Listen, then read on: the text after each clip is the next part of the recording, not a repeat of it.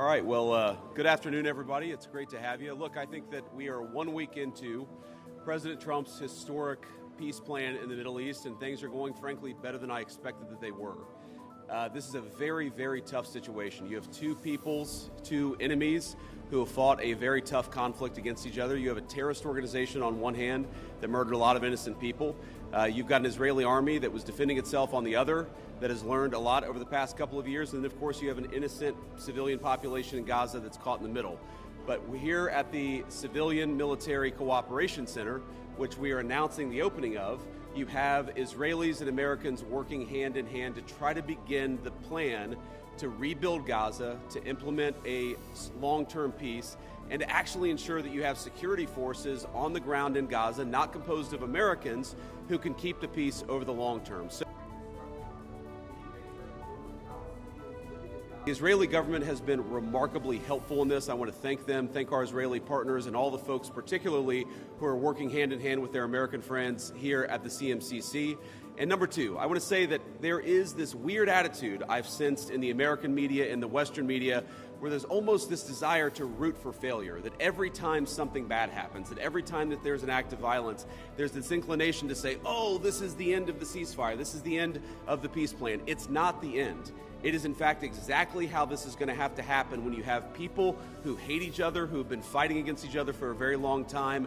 We are doing very well. We are in a very good place. We're going to have to keep working on it, but I think we have the team to do exactly that.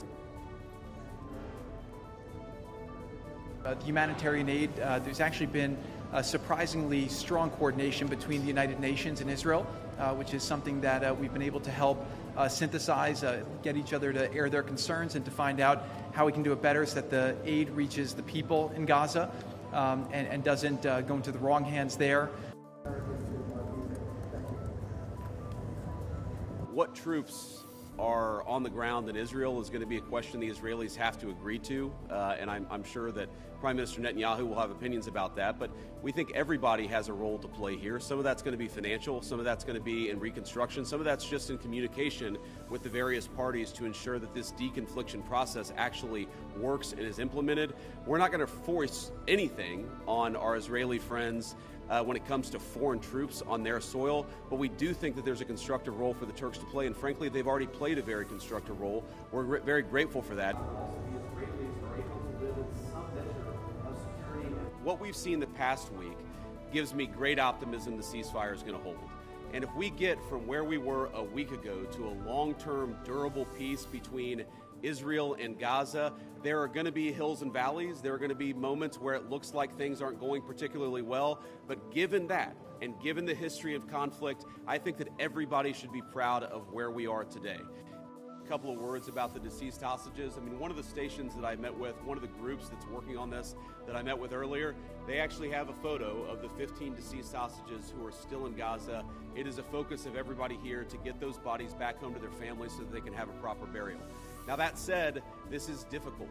This is not going to happen overnight. Some of these hostages are buried under thousands of pounds of rubble. Some of the hostages, nobody even knows where they are. That doesn't mean we shouldn't work to get them, and that doesn't mean we don't have confidence that we will. It's just a reason to counsel in favor of a little bit of patience. This is going to take a little bit of time.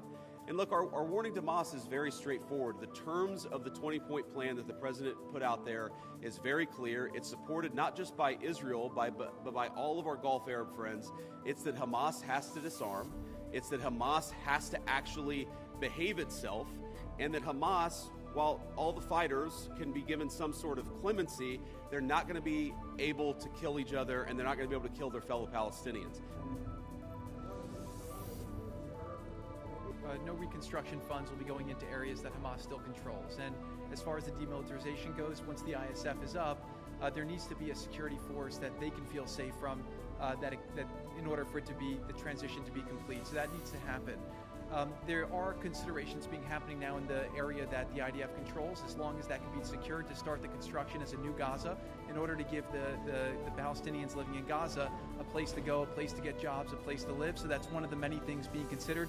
Well, I'm not going to make any announcements here today. The President of the United States has been very clear about our policy with regards to Iran. It's that he actually wants Iran to be prosperous. He wants to have good relations with the Iranians, but they cannot have a nuclear weapon. And so we're going to keep on using and exhausting every diplomatic means possible to try to ensure that Iran does not have a nuclear weapon. That's our focus, and that will remain our focus for the indefinite future. Let me just leave us with one final thought here. So I've been to Israel once in my entire life. I came for about 36 hours, and as a